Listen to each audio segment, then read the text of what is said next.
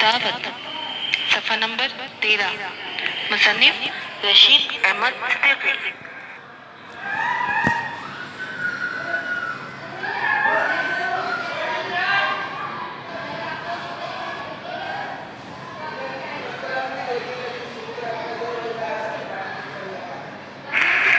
سبق نمبر 3 دعوت مصنف رشید احمد صدیقی۔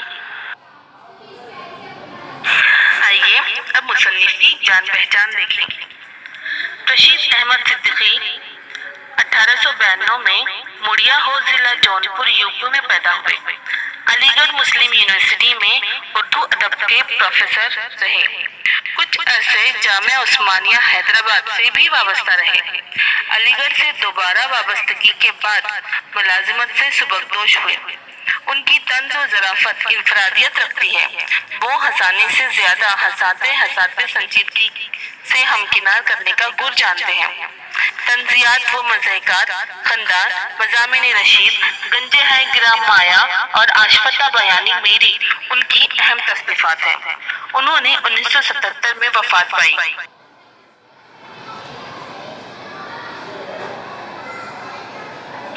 ایک مثل مشہور ہے، مجھے میرے دوستوں سے بچاؤ۔ میرا خیال ہے کہ اس کے ساتھ ساتھ یہ مثل بھی عام ہونی چاہیے، مجھے دعوتوں سے بچاؤ۔ وہ دوستوں سے بچنے کے معنی ہی یہ ہیں کہ دعوتوں سے بھی نجات مل جائے گی۔ بھوک کی مانند دعوت کا بھی یہ حال ہے کہ اس کا نہ کوئی وقت مقرر ہے اور نہ موقع۔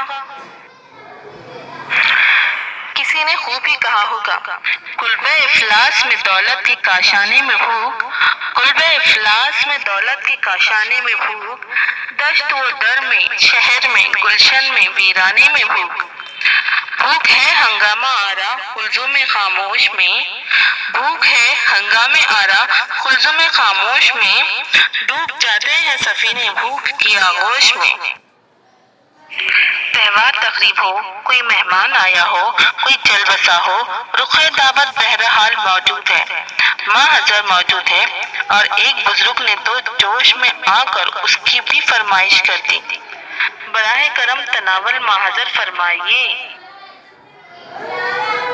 دعوت میں نہ جائیے تو غرور یا بے توجہی کی شکایت، جائیے تو میدا اور عاقبت دونوں خراب۔ میں نے جس قسم کی اور جن مواقع پر دعوت کھائی ہے وہ بہت کم لوگوں کو نصیب ہوئی ہوگی۔ سب سے پہلی دعوت خوب یاد ہے، گو اس کے یہ معنی ہرگز نہیں ہے کہ میرے کسی بزرگ کی دعوت رہی ہو اور وہ مجھے اسی اصول پر بن بلائے ساتھ لے گئے ہوں جس اصول پر ریل میں کرایہ نہیں ادا کرنا پڑتا، یعنی معصوموں کے لیے نہ کرایہ ادا کرنے کی ضرورت ہے اور نہ رخ دعوت کی۔ فارس ریلوے لائنوں کے بارے میں کہا جاتا ہے کہ وہاں فی گاڑی 2 سادھو کے حساب سے مفت سفر کیا جا سکتا ہے۔ ادھر کے کوئی ٹکٹ کلیکٹر اس لائن پر مامور ہوئے، انہوں نے ایک بزرگ کو بے ٹکٹ سفر کرتے ہوئے پکڑا تو انہوں نے نہایت گھور کر عارفانہ دپٹ کے ساتھ کہا، ابھی شراب دوں گا، بھسم ہو جائے گا، جانتا نہیں فی گاڑی 2 سادھو مفت۔ بیچارے ٹکٹ کلیکٹر ایسے مبہوت ہوئے جیسے گاڑی کے نیچے کتے کتے بچے۔ پہلی دعوت مجھے ایسے صاحب کے یہاں کھانی پڑی جو کپڑے بنتے تھے، ساری بستی مدعو تھی، مئی کا مہینہ اور دوپہر کا وقت، مکان و میدان کا کوئی نشیب و فراز ایسا نہ تھا جہاں کھانے والے نہ بیٹھے ہوں، فرش و دسترخوان کا وہاں کا کوئی دستور نہ تھا، جس کو جہاں جگہ مل گئی بیٹھ گیا۔ ایک ہاتھ میں گرم گرم تندوری روٹی دے دی گئی، مٹی کے ایک برتن میں زمین پر سالن رکھ دیا گیا، بشتی نے مشک سے تام چینی کے گندے شکستہ گلاس میں پانی پلانا شروع کیا۔ سامنے ایک نیازمند کتے صاحب بھی موجود تھے، تم ٹانگوں کے درمیان خود 2 زانوں بیٹھے ہوئے، نظریں نیچی، بہت کچھ بھوکی، چہرے اور جسم پر ہنسا کے غیر قانونی نقوش جن پر مکھیاں مصرف غزل خوانی تھیں۔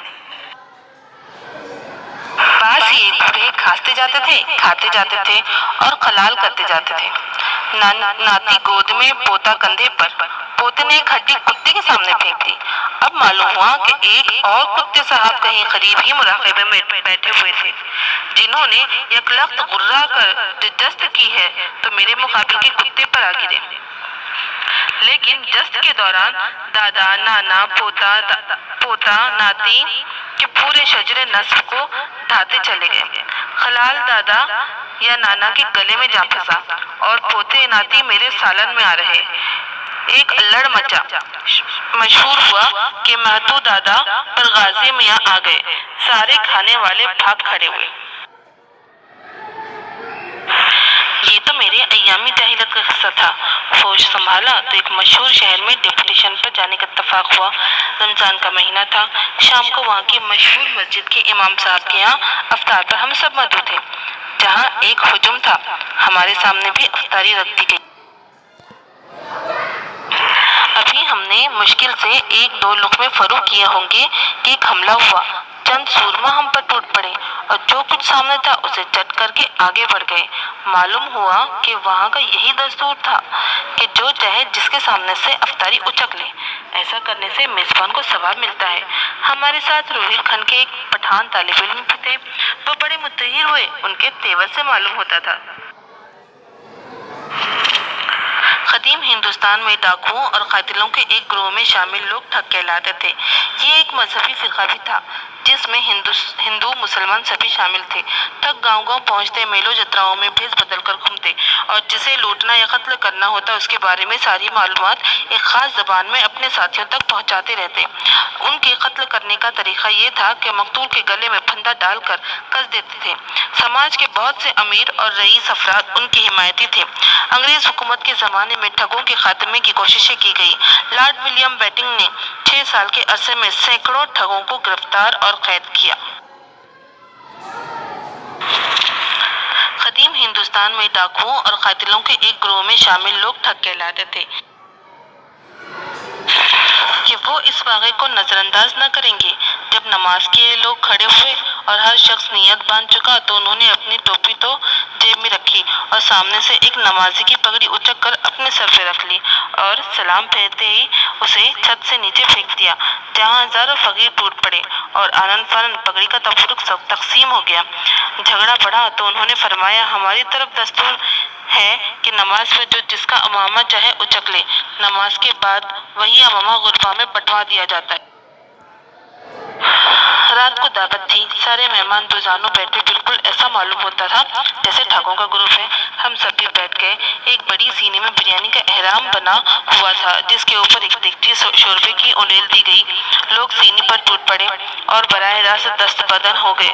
ہمارے روہیل کھنڈ دوست چپ چاپ بیٹھے رہے، میزبان کو انہیں دیکھ کر خاموش رہے، لیکن ایک بزرگ جن کی داڑھی چاولوں کی مالا بن گئی تھی اور شوربہ گنگا جمنی قصاب کی بہار دکھائی دے رہا تھا، خواب سے سر اٹھائے بغیر بولے، کھاؤ سیٹھ صاحب کھاؤ، نہیں تو ایک مسلمان کا مال ضائع ہوگا۔ دوست بولے، بالکل درست، لیکن دوسرے مسلمان کی جان بھی تو ضائع ہوگی۔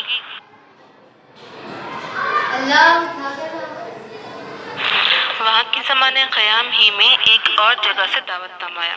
ہمارے میزبان وہاں کے معزز اور دولت مند ترین لوگوں میں سے تھے۔ میزبانی کے فرائض خاتون خانہ ادا کر رہی تھی۔ ڈرائنگ روم میں پہنچے تو دن کو تارے نظر آنے لگے۔ ایسی خوبصورت، قیمتی، تکلف اور نایاب چیزیں ایک ساتھ کب دیکھنا نصیب ہوئی تھی۔ البتہ ان کا تذکرہ میلادوں میں سنا تھا یا طلسم ہوشربا میں پڑھا تھا۔ سب سے بڑی مصیبت یہ تھی کہ کھانا ایسے یونیفارم یا لباس فاقرہ یا ملبوسات عرفی میں لایا جاتا کہ یہ طے کرنے میں دشواری ہوتی کہ ان پر حملہ کیا جائے یا ان کی عبادت کی جائے یا کھڑے ہو کر قومی ترانہ گایا جائے۔ دوسری مصیبت یہ تھی کہ کس آلے سے کس چیز پر حملہ کیا جائے، اس لیے کہ جان لینے کے لیے تو آپ آزاد ہیں اور جو آلہ چاہیے شوق سے استعمال کیجیے، لیکن کھانوں کے لیے محض آلات مقرر ہیں۔ تیسری مصیبت یہ کہ جو کھانا پیش کیا جا رہا تھا اس کے دوسرے عزیز و اقارب نامعلوم کون کون اور تھے جن کی عدم موجودگی میں کھانے کو ہاتھ لگانا بڑا گوار پن ہوتا۔ میزبان خاتون کو مسکرانے اور خواہمخواہ اخلاق برتنے سے فرصت کہاں کہ وہ کچھ بتائیں یا ہم پوچھ سکیں۔ پیروں کو دیکھیے تو ذرہ بختر اور 4 آئینے لگائے ہوئے اس طور پر مصروف کار تھے جیسے بعض نالائق اور بددماغ امتحان کے ہال میں امیدواروں کی نگرانی کرتے ہیں۔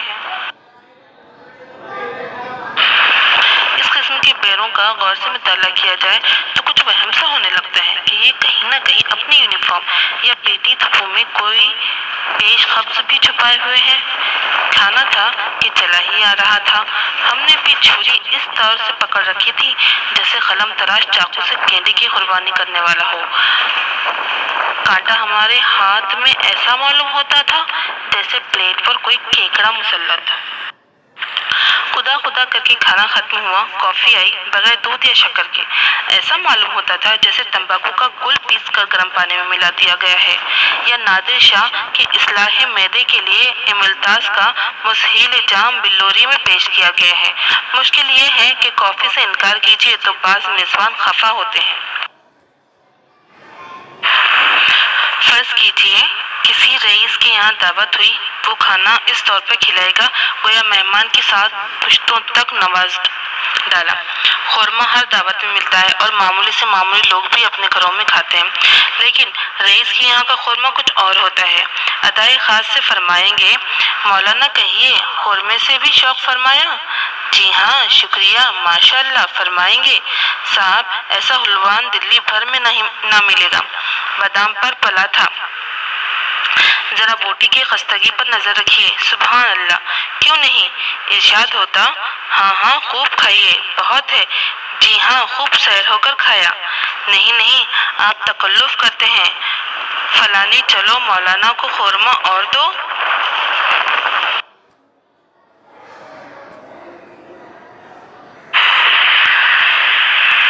لیکن فلانے کو پکاریں گے اور خورمے کا آرڈرز اس طور پر دیں گے گویا مولانا کو پٹوا دینے کا ارادہ ہے۔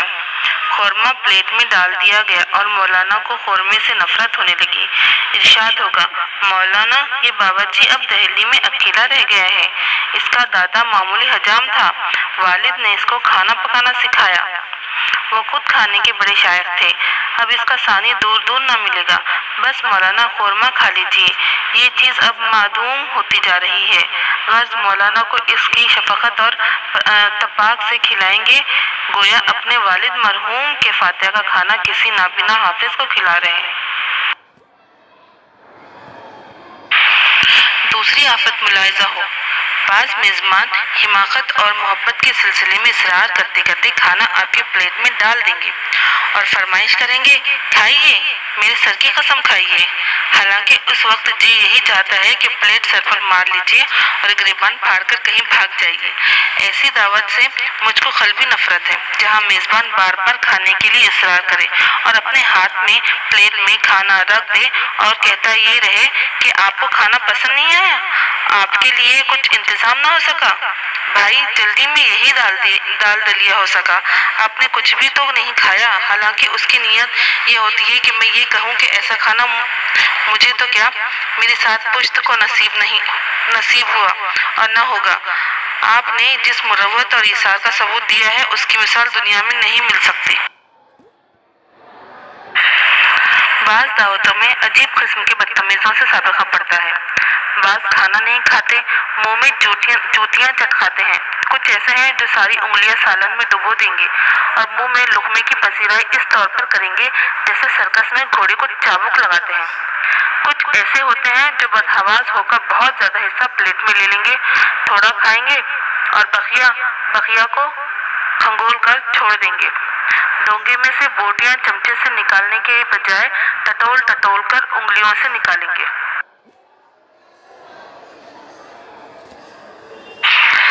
کبھی پلیٹ میں نکالی ہوئی بوٹیوں کو پھر ڈونگے میں ڈالیں گے۔ پانی پئیں گے تو معلوم ہوگا گویا بھری بوتل حلق میں اونڈیلی جا رہی ہے اور گلے سے خلخل مینا کا کام لے رہے ہیں۔ کچھ لوگ چپاتی کے حاشیے توڑ کر دسترخوان پر انبار لگا دیں گے، سنی ہوئی انگلیاں روٹی سے پوچھیں گے اور ڈکار اس طور پر لیں گے جیسے دوسروں کے دسترخوان پر نہیں اپنی چارپائی پر ہے۔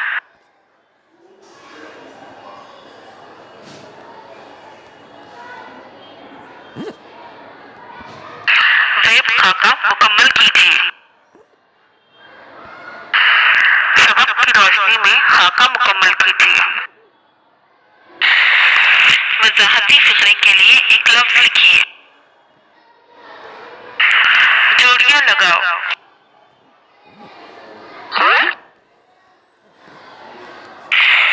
जोड़ियां लगाइए। दर्ज ذیل محاوروں کا اپنے جملوں میں استعمال کرके لکھیں۔ ذیل میں دیے گئے لفظوں کو حروف تہجی کے مطابق ترتیب سے لکھیے۔